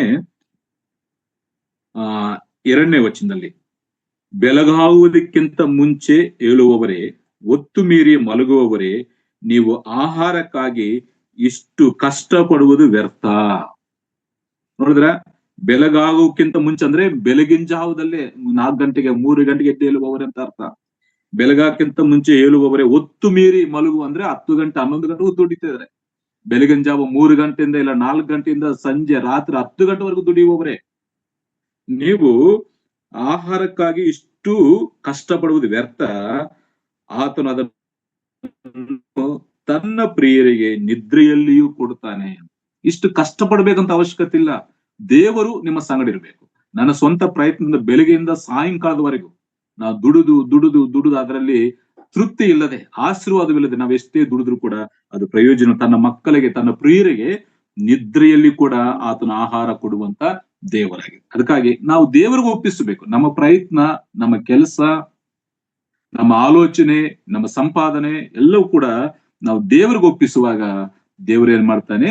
ಅದರಲ್ಲಿ ಆಶೀರ್ವಾದವನ್ನು ಉಂಟು. ಚಿಕ್ಕದ್ರಲ್ಲಿ ಆಶೀರ್ವಾದ, ಏನ್ ದೊಡ್ಡದು ಬೇಕಾಗಿಲ್ಲ, ಚಿಕ್ಕದ್ರಲ್ಲಿ ಆತ ದೊಡ್ಡ ಆಶೀರ್ವಾದವನ್ನು ಉಂಟು ಮಾಡುವಂತ ದೇವರು. ಯಾವಾಗ ನಾವು ಆತನಿಗೆ ಒಪ್ಪಿಸುವಾಗ, ಆತನ ಚಿತ್ತದ ಪ್ರಕಾರವಾಗಿ ನಾವು ಮಾಡುವಾಗ ಆ ಆಶೀರ್ವಾದವನ್ನು ನಾವು ಅನುಭವಿಸಲಿಕ್ಕೆ ಸಾಧ್ಯವಾಗ್ತದೆ. ಅದಕ್ಕಾಗಿ ಇನ್ನೊಂದು ಮಾತು ಓದ್ತೀನಿ ನೋಡಿ, ಅದಕ್ಕೆ ಸಂಬಂಧಪಟ್ಟ ಹಾಗೆ ಹಗ್ಗೈನ ಪ್ರವಾದನ ಗ್ರಂಥ 1ನೇ ಅಧ್ಯಾಯ 6ನೇ ವಚನದಲ್ಲಿ ಒಂದು ಮಾತಿದೆ. 6ನೇ ವಚನ, 5ನೇ ವಚನ ಓದ್ತೀನಿ. ಈ ಸಮಯದಲ್ಲಿ ಸೇನಾಧೀಶ್ವರ ಯೆಹೋವನು ಇಂತೆನ್ನುತ್ತಾನೆ, ನಿಮ್ಮ ಗತಿ ಏನಾಗಿದೆ ಎಂದು ಮನಸ್ಸಿಗೆ ತಂದುಕೊಳ್ಳಿರಿ. ನೀವು ಬಿತ್ತಿದ ಬೀಜವು ಬಹಳ, ತಂದ ಫಲವು ಸ್ವಲ್ಪ. ತಿನ್ನುತ್ತೀರಿ, ತೃಪ್ತಿ ಆಗದು. ಕುಡಿಯುತ್ತೀರಿ, ಆನಂದವಾಗದು. ಉದಿಯುತ್ತೀರಿ, ಬೆಚ್ಚಗಾಗದು. ಸಂಬಳಗಾರನು ಸಂಬಳ ಹಾಕುವ ಚೀಲವು ತೂತಿನದು. ಪ್ರಿಯರೇ, ಇಲ್ಲಿ ನಾವು ಗಮನಿಸುವಂತ ಮಾತು, ಇಸ್ರಾಯೇಲ್ ಜನಾಂಗದವರು, ಯಹೂದ್ಯ ಜನಾಂಗದವರು ದೇವರ ಆಲಯವನ್ನು ಮಾಡಬೇಕಾದಂತ ಆ ಸಮಯ ಇನ್ನೂ ಬಂದಿಲ್ಲ ಅಂತೇಳಿ, ದೇವರ ಆಲಯವನ್ನು ಕಟ್ಟಬೇಕಂತ ಸಮಯ ಇನ್ನೂ ಬಂದಿಲ್ಲ ಅಂತೇಳಿ ಅವ್ರೇನಾಗಿದ್ದಾರೆ? ಒಳ್ಳೆ ಮನೆಗಳಲ್ಲಿ ಅವ್ರು ವಾಸ ಮಾಡ್ತಾ ಇದ್ರು. 2ನೇ ವಚನ ಓದ್ತೀವಿ, ಯೆಹೋವನ ಆಲಯವನ್ನು ಕಟ್ಟುವುದಕ್ಕೆ ಸಮಯ ಇನ್ನೂ ಬಂದಿಲ್ಲ ಅಂತೇಳಿ. ಅಂದ್ರೆ ಮಾಡಬೇಕಾದಂತ ಕೆಲಸ, ದೇವರು ಹೇಳಿರುವಂತ ಕೆಲಸವನ್ನು ಅವರು ನಿರ್ಲಕ್ಷ್ಯ ಮಾಡಿ ಅವರು ತಮ್ಮ ಸ್ವಂತ ಕೆಲಸ ಕಾರ್ಯಗಳನ್ನು ಮಾಡಿಕೊಳ್ಳುವುದರಿಂದ ಅವ್ರಿಗೆ ಆಗುವಂತ ನಷ್ಟದ ಬಗ್ಗೆ ಇಲ್ಲಿ ಹಗ್ಗಾಯನು ಬರೀತಾರೆ. ಮಾಡಬೇಕಂತ ಕೆಲಸ ಏನು? ದೇವರ ಆಲಯವನ್ನು ಕಟ್ಟಬೇಕು. ದೇವರ ಆಲಯವು ಹಾಳಾಗಿ ಹೋಗಿದೆ, ಅದು ಶಿಥಿಲವಾಗಿದೆ, ಅದು ಬಿದ್ದು ಹೋಗ್ತಾ ಇದೆ. ಆದ್ರೆ ಇವ್ರೇನ್ ಇನ್ನೂ ಸಮಯ ಬಂದಿಲ್ಲ ಅಂತೇಳಿ ಅವ್ರ ಸ್ವಂತವಾದಂತ ಮನೆಗಳಲ್ಲಿ ಒಳ್ಳೆ ಒಳ್ಳೆ ಮನೆಗಳಲ್ಲಿ ವಾಸ ಮಾಡುತ್ತಾ 3, 4, 5 ವಚನ ಓದ್ತೇವೆ. ಅವರು ದೇವರ ಕೆಲಸವನ್ನು ನಿರ್ಲಕ್ಷ್ಯ ಮಾಡ್ತಾರೆ. ದೇವರ ಕೆಲಸವನ್ನು ನಿರ್ಲಕ್ಷ್ಯ ಮಾಡಿದಾಗ ಅವ್ರ ಸ್ಥಿತಿ ಏನಾಗಿ, ನಿಮ್ಮ ಗತಿ ಏನಾಗಿದೆಯೋ ಮನಸ್ಸಿಗೆ ತಂದುಕೊಳ್ರಿ. ಏನು, ನೀವು ಬಿತ್ತುವಂತ ಬೀಜ ಬಹಳ ಬಿತ್ತುತ್ತೀರಿ, ಬರೋದು ಸ್ವಲ್ಪನೇ ಬರ್ತಾ ಇದೆ. ತಿನ್ನುತ್ತೀರಿ, ತೃಪ್ತಿ ಆಗ್ತಾ ಇಲ್ಲ. ಮತ್ತು ಕುಡಿಯುತ್ತೀರಿ, ಆನಂದವಾಗದು. ಒದಿಕೊಳ್ತೀರಿ, ಬೆಚ್ಚಗಾಗದು. ಹೇಗಿದರೆ ಸಂಬಳಗಾರನು ಸಂಬಳ ಹಾಕುವ ಚೀಲ ತೂತಿನದು. ಎಷ್ಟು ಹಾಕಿದ್ರು ಕೂಡ ಅದು ಹೋಗ್ತಾನೆ ಇರ್ತದೆ. ಆಗಿದೆ ಅವ್ರ ಪರಿಸ್ಥಿತಿ. ಅಂದ್ರೆ ದೇವರ ಆಲೋಚನೆಯನ್ನು ನೆರವೇರಿಸದೆ, ದೇವರ ಆಲಯವನ್ನು ನಿರ್ಲಕ್ಷ್ಯ ಮಾಡಿ, ಅವರ ಸ್ವಂತ ಪ್ರಯತ್ನಗಳಲ್ಲಿ ಅವರು ಬೀಜ ಬಿತ್ತುಕೊಂಡು ಅವರು ಊಟ ಮಾಡ್ತಿದ್ದಾಗ ದೇವರು ಹೇಳ್ತಾ ಇದ್ದಾನೆ, ಅದು ಯಾವ ರೀತಿಯಾಗಿದೆ? ಸಂಬಳಗಾರನು ಸಂಬಳ ಹಾಕುವ ಚೀಲವು ತೂತಿರದು. ಎಷ್ಟು ಹಾಕಿದ್ರು ಸೋರಿ ಹೋಗ್ತಾ ಇರ್ತದೆ, ತೃಪ್ತಿ ಇರಲ್ಲ, ಸಮೃದ್ಧಿ ಇರುವುದಿಲ್ಲ. ಒಂದು ಕಡೆ ಬಂದ್ರೆ 10 ಕಡೆ ಹೋಗ್ತದೆ. ಒಂದು ಸಂಬಳ ಬಂದ್ರೆ ಅದು 10 ತೂತಿನಲ್ಲಿ ಹೋಗ್ತದೆ, ಎಲ್ಲೆಲ್ಲೂ ಹೋಗ್ತದೆ ಗೊತ್ತಾಗಲ್ಲ. ಅದಕ್ಕಾಗಿ ನಾನು ಹೇಳಿಕ್ಕೆ ಇಷ್ಟಪಟ್ಟಿದ್ದು, ನಮ್ಮ ಸಂಪಾದನೆ ನಮಗೆ ಆಶೀರ್ವಾದಕರವಾಗಿ ಇರಬೇಕು ಅಂದ್ರೆ ಅದರಲ್ಲಿ ದೇವರ ಚಿತ್ತವಿರಬೇಕು. ದೇವರ ಚಿತ್ತದ ಪ್ರಕಾರವಾಗಿ, ಆತ ಹೇಳಿದ ಪ್ರಕಾರವಾಗಿ ನಾವು ಜೀವಿಸುವಾಗ, ನಾವು ಮಾಡುವಾಗ ಅದರಲ್ಲಿ ನಮಗೆ ಸಂಪಾದನೆ ಇದೆ. ಅಲ್ಲಿ ಇನ್ನೊಂದು ಮಾತಿದೆ ಕೀರ್ತನ ಭಾಗದಲ್ಲಿ, ನಿನ್ನ ಕಷ್ಟಾರ್ಜಿತವು ನೀನೇ ತಿಂತಿ, ತೃಪ್ತಿ ಇರ್ತೆ. ಆದ್ರೆ ಇವತ್ತು ಎಷ್ಟೋ ಜನ ಕಷ್ಟ ಪಡ್ತಾ ಇದ್ದಾರೆ, ದುಡಿತಾ ಇದ್ದಾರೆ, ಅದ್ರ ಉಳಿತಾ ಇಲ್ಲ ಪ್ರಿಯರೇ, ಅದು ಉಳಿತಾ ಇಲ್ಲ. ಅದು ಚೀಲ ತೂತ್ರದ ಹಾಗೆ ಇದೆ. ಎಷ್ಟು ಹಾಕಿದ್ರು ಕೂಡ ಹೋಗ್ತಾನೆ ಇದೆ, ತುಂಬ್ತಾ ಇದೆ. ಕಾರಣವೇನು? ದೇವರ ಚಿತ್ತವನ್ನು ನಾವು ನೆರವೇರಿಸದೆ, ದೇವರಿಗೆ ನಾವು ಒಪ್ಪಿಸದೆ, ದೇವರ ಆಲೋಚನೆ ಪ್ರಕಾರವಾಗಿ ನಾವು ಮಾಡದೆ, ಬೆಳಗಿನ ಜಾವ ಎದ್ದು ರಾತ್ರಿ 10 ಗಂಟೆವರೆಗೂ ನಾವು ದುಡಿದ್ರು ಕೂಡ ಆ ದುಡಿದಿದ್ದಲ್ಲಿ ಹೇಗಿದೆ? ತೂತಿನ ಚೀಲದಲ್ಲಿ ಹಾಕಿದ ಧಾನ್ಯದ ಹಾಗೆ ಇದೆ. ಅದಕ್ಕಾಗಿ ನಾವು ಆ ರೀತಿಯಾಗಿ ಜೀವಿಸುವುದರಿಂದ ಆಶೀರ್ವಾದ ನಮ್ಗೆ ಸಿಗುವುದಿಲ್ಲ. ಅದಕ್ಕಾಗಿ ದೇವರ ವಾಕ್ಯ ಹೇಳುವಂತ ಮಾತೇನಂತಂದ್ರೆ, ನಾವು ಯಾವಾಗಲೂ ಕೂಡ ದೇವರ ಚಿತ್ತಕ್ಕೆ ನಾವು ಒಪ್ಪಿಸಿಕೊಂಡು, ದೇವರ ಚಿತ್ತದ ಪ್ರಕಾರ, ದೇವರ ಆಲೋಚನೆ ಪ್ರಕಾರವಾಗಿ ನಾವು ಜೀವಿಸುವಾಗ ಅದರಲ್ಲಿ ಆಶೀರ್ವಾದ. ಅದು ಸ್ವಲ್ಪವೇ ಇರಲಿ, ಅದು ಚಿಕ್ಕ ಕೆಲಸವಾಗಲಿ. ನನ್ನ ಕೆಲಸ ಯೋಸೇಫನು ದಾಸನಾಗಿ, ಗುಲಾಮನಾಗಿದ್ದನು, ಚಿಕ್ಕ ಕೆಲಸ. ಆ ಕೆಲಸದಲ್ಲಿ ದೇವರ ಆಶೀರ್ವಾದ ಕೊಟ್ಟಿದ್ದ. ಯಾಕೋಬನು ಆ ಕುರಿಗಳನ್ನು ಮೇಯಿಸುವಂತವನು, ಕುರುಬನ ಕೆಲಸ, ಅದರಲ್ಲಿ ದೊಡ್ಡ ಒಡೆಯನಾಗ್ತಾನೆ. ಅಬ್ರಹಾಮನು ಕೂಡ ಅಷ್ಟೇ, ಅವ್ರು ಮಾಡಿದ ಕೆಲಸಗಳು ಚಿಕ್ಕ ಚಿಕ್ಕ ಕೆಲಸಗಳೇ. ಅದರಲ್ಲಿ ದೇವರ ಕೃಪೆ ಇದ್ದದ್ರಿಂದ, ದೇವರ ಆಲೋಚನೆ ಇದ್ದದ್ರಿಂದ ಅವರು ಸಮಾಧಾನಕರವಾಗಿದ್ದರು. ಅವ್ರ ಸಂಪಾದನೆಯಿಂದ ಅವರು ತೃಪ್ತರಾಗಿದ್ದರು. ಅವ್ರ ಸಂಪಾದನೆ ಅವರಿಗೆ ಸಮಾಧಾನ ಉಂಟಂತೇಳಿ ದೇವರ ವಾಕ್ಯ ನಮಗೆ ತಿಳಿಪಡಿಸ್ತದೆ. ಅದಕ್ಕಾಗಿ ನಾವು ಎಷ್ಟು ಸಂಪಾದಿಸಿದ್ದೇವೆ ಅನ್ನುವುದು ಮುಖ್ಯವಲ್ಲ. ನಾವು ಸಂಪಾದಿಸಿರುವಂತ ಸಂಪಾದನೆಯಲ್ಲಿ ದೇವರ ಚಿತ್ತವಿದೆಯಾ? ದೇವರು ಹೇಳಿರುವಂತ ಮಾರ್ಗದಲ್ಲಿ, ದೇವರು ಅಪೇಕ್ಷಿಸುವಂತ ಮಾರ್ಗದಲ್ಲಿ ನಾವು ದುಡಿಯುವಾಗ, ನ್ಯಾಯವಾದಂತ ಮಾರ್ಗದಲ್ಲಿ, ನ್ಯಾಯವಾದಂತ ಪದ್ಧತಿಯಲ್ಲಿ ನಾವು ದುಡಿಯುವಾಗ ಅದರಲ್ಲಿ ಆಶೀರ್ವಾದ ಇರ್ತದೆ. ಇವತ್ತು ಅನೇಕ ಬೇರೆ ಬೇರೆ ಮಾರ್ಗಗಳಿದ್ದಾವೆ. ದುಡಿಬೇಕಷ್ಟೇ, ದೊಡ್ಡವರಾಗಬೇಕು, ಶ್ರೀಮಂತರಾಗಬೇಕು, ಹನುಮಂತರಾಗಬೇಕು ಅಷ್ಟೇ. ಮಾರ್ಗ ಯಾವುದು ನೋಡ್ತಾ ಇಲ್ಲ. ಅದಕ್ಕೆ ಬೇರೆ ಬೇರೆ ಮಾರ್ಗವನ್ನು ಆರಿಸಿಕೊಂಡು ಅವ್ರಿಗೆ ಅನೇಕ ಕಷ್ಟಗಳಲ್ಲಿ, ನಾವು ಓದಿದ್ವಲ್ಲ ತಿಮೋಥನ ಪತ್ರಿಕೆಯಲ್ಲಿ, ಸಂಹಾರ ನಾಶನದಲ್ಲಿ ಮುಳುಗಿ ಹೋಗ್ತಾ ಇದ್ದಾರೆ. ಕಡೆಗೆ ತಮ್ಮನ್ನು ತಾವೇ ತಿವಿಸ್ಕೊಂಡು ಸೂಸೈಡ್ ಮಾಡ್ಕೊಂಡು ಸತ್ತು ಹೋಗ್ತಾ ಇದ್ದಾರೆ. ಅದಕ್ಕಾಗಿ ನಾನು ಹೇಳಿಕ್ಕೆ ಇಷ್ಟಪಟ್ಟಿದ್ದು, ಇಂಥ ಸ್ವಂತ ಆಲೋಚನೆಗಳನ್ನ ಬಿಡು. ಈ ಹೊಸ ವರ್ಷದಲ್ಲಿ ನಾವು ಮಾಡುವಂತ ಚಿಕ್ಕ ಕೆಲಸವಾಗ್ಲಿ, ದೊಡ್ಡ ಕೆಲಸವಾಗ್ಲಿ, ಯಾವುದೇ ಕೆಲಸವಾಗಲಿ, ಅದು ಯಾವುದೇ ಪ್ರಾಂತವಾಗಲಿ, ದೇವರೇ ನನ್ನ ಸಂಗಡಿ ಇರು, ನನ್ನ ಆಲೋಚನೆಯಲ್ಲಿ ನೀನಿರು, ನಿನ್ನ ಆಲೋಚನೆ ಪ್ರಕಾರವಾಗಿ ನನ್ನನ್ನು ನಡೆಸು ಅಂತೇಳಿ ನಾವು ದೇವರ ಚಿತ್ತಕ್ಕೆ ಒಪ್ಪಿಸಿ ನಾವು ಮಾಡುವಾಗ ಅದರಲ್ಲಿ ಆಶೀರ್ವಾದವು ಇದ್ದೇ ಇರ್ತದೆ. ಅದು ಸಮಾಧಾನಕರವಾಗಿರ್ತದೆ. ಅದು ತೂತಿನ ಚೀಲದ ಹಾಗಿರುವುದಿಲ್ಲ. ದೇವರು ಅದಕ್ಕೆ ಕವರ್ ಮಾಡ್ತಾನೆ. ನಮ್ಮ ಕಷ್ಟಾರ್ಜಿತವನ್ನು ನಾವೇ ಅನುಭವಿಸ್ತೀವಿ. ಮತ್ತೊಬ್ಬರಿಗೆ ಆ ಹಾಸ್ಪಿಟ್ಲ್ಗೆ, ಅವರಿಗೆ ಇವರಿಗೆ ಎಲ್ಲೆಲ್ಲೂ ಕೊಡಬೇಕಂತ ಅವಶ್ಯಕತೆ ಇಲ್ಲ. ನಮ್ಮ ಕಷ್ಟಾರ್ಜಿತವು ನಾವೇ ಅನುಭವಿಸ್ತೇವೆ. ಯಾವಾಗ ದೇವರ ಕೃಪೆ, ದೇವರ ಚಿತ್ತ, ದೇವರ ಆಲೋಚನೆ ನಮ್ಮ ಸಂಗಡ ಇರುವಾಗ ನಮ್ಮ ಸಂಪಾದನೆ ಸಮಾಧಾನಕರವಾಗಿ ಇರ್ತದೆ. ಮತ್ತಿನ್ನೊಂದು, ಲೂಕನ ಬರೆದ ಸುವಾರ್ತೆಯಲ್ಲಿ ಯೇಸು ಒಂದು ಮಾತು ಹೇಳ್ತಾನೆ ನೋಡಿ, 12ನೇ ಅಧ್ಯಾಯ 15ನೇ ವಚನದಲ್ಲಿ ಒಂದು ಮಾತಿದೆ. 15ನೇ ವಚನ, ಜನರಿಗೆ ಎಲ್ಲ ಲೋಭಕ್ಕೂ ಎಚ್ಚರಿಕೆಯಾಗಿದ್ದು ನಿಮ್ಮನ್ನು ಕಾಪಾಡಿಕೊಳ್ಳಿರಿ. ಎಲ್ಲ ಲೋಭಕ್ಕೂ, ಗಳಿಸಬೇಕು ಅಂತೆ ಎಲ್ಲ ಲೋಭಕ್ಕೂ ಎಚ್ಚರಿಕೆಯಾಗಿದ್ದು ಅನ್ನದ ವಿಚಾರದ ಮಾತಾಡಿದ, ಅದಕ್ಕೆ ಎಚ್ಚರಿಕೆಯಾಗಿದ್ದು ನಿಮ್ಮನ್ನು ಕಾಪಾಡಿಕೊಳ್ಳಿರಿ. ಒಬ್ಬನಿಗೆ ಎಷ್ಟು ಆಸ್ತಿ ಇದ್ದರೂ ಅದು ಅವನಿಗೆ ಜೀವನಾಧಾರವಾಗುವುದಿಲ್ಲವೆಂದು ಹೇಳಿ ಒಂದು ಸಾಮ್ಯ. ಒಬ್ಬನಿಗೆ ಎಷ್ಟು ಆಸ್ತಿ ಇದ್ರೂ ಕೂಡ ಅದು ಅವನಿಗೆ ಜೀವನಾಧಾರವೂ ಆಗುವುದಿಲ್ಲ. ಆಸ್ತಿಯಿಂದ ಆಯುಷ್ಯನ್ನು ಉಳಿಸ್ಕೊಳ್ಳಿಕ್ಕೆ ಸಾಧ್ಯವಿಲ್ಲ. ಅದಕ್ಕಾಗಿ ಅಲ್ಲಿ ಒಂದು ಸಾಮ್ಯವನ್ನು ಹೇಳ್ತಾನೆ. ಏನು, ಒಬ್ಬ ಐಶ್ವರ್ಯವಂತನು, ಅವನು ಚೆನ್ನಾಗಿ, ಭೂಮಿಯು ಚೆನ್ನಾಗಿ ಬೆಳೆಯುತ್ತದೆ, ವಿಸ್ತಾರವಾಗಿ ಬೆಳೆಯುತ್ತದೆ.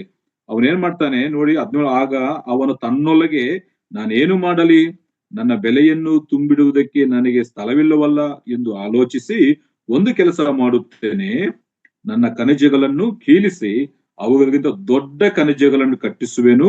ಅಲ್ಲಿ ನನ್ನ ಎಲ್ಲ ದವಸ ಧಾನ್ಯಗಳನ್ನು, ಸರಕುಗಳನ್ನು ತುಂಬಿಟ್ಟು ನನ್ನ ಜೀವಾತ್ಮಕ್ಕೆ ಜೀವವೇ, ಅನೇಕ ವರ್ಷಗಳಿಗೆ ಬೇಕಾದಷ್ಟು ಸರಕು ನಿನಗೆ ಬಿದ್ದದೆ, ವಿಶ್ರಮಿಸಿಕೋ, ಊಟ ಮಾಡು, ಕುಡಿ, ಸುಖಪಡು ಎಂದು ಹೇಳುವೆನು ಅಂದುಕೊಂಡನು.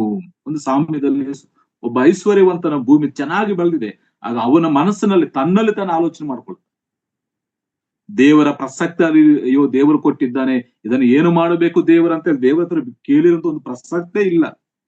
ತನ್ನೊಳಗೆ ತಾನು ಮಾತಾಡಿಕೊಂಡು ಇನ್ನೂ ದೊಡ್ಡವಾದಂತ ಅದನ್ನು ಕಟ್ಟಿಸಿ, ಖನಿಜಗಳನ್ನು ಕಟ್ಟಿಸಿ ತನ್ನ ಜೀವಾತ್ಮ ಕೇಳ್ಕೊಳ್ತಾನೆ.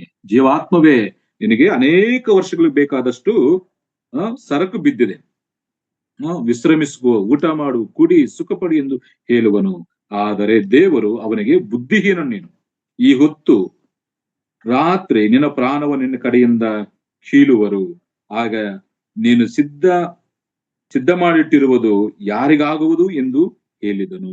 ಪ್ರೇರಿ ವಾಕ್ಯ, ಈ ಸಾಮ್ಯದ ಅರ್ಥ ಏನಂತಂದ್ರೆ, ನಾವು ಎಷ್ಟೇ ಗಳಿಸಿದ್ರು ಕೂಡ ಅದು ನಮ್ಮ ಆಯುಷ್ಗೆ, ಜೀವನಾಧಾರಕ್ಕೆ ಆಧಾರ ದೇವ್ರಿರಬೇಕು. ಆಸ್ತಿ ಇದ್ರೂ ಅಷ್ಟು ಆನಂದವಾಗಿರ್ಲಿಕ್ಕೆ ಸಾಧ್ಯವಿಲ್ಲ, ಮತ್ತೆ ಅದರಿಂದ ನಮ್ಮ ಆಯುಷ್ಯನ್ನು ಹೆಚ್ಚಿಸಿಕೊಳ್ಳಿಕ್ಕೂ ಕೂಡ ಸಾಧ್ಯವಿಲ್ಲ. ಇವತ್ತು ಈ ರಾತ್ರಿ ನಿನ್ನ ಪ್ರಾಣವನ್ನು ತೆಗೆದ್ರೆ ಇದೆಲ್ಲ ಯಾರಿಗಾಗ್ತದೆ ಅಂತ ಹೇಳಿ ಒಂದು ಪ್ರಶ್ನೆ ಇದೆ.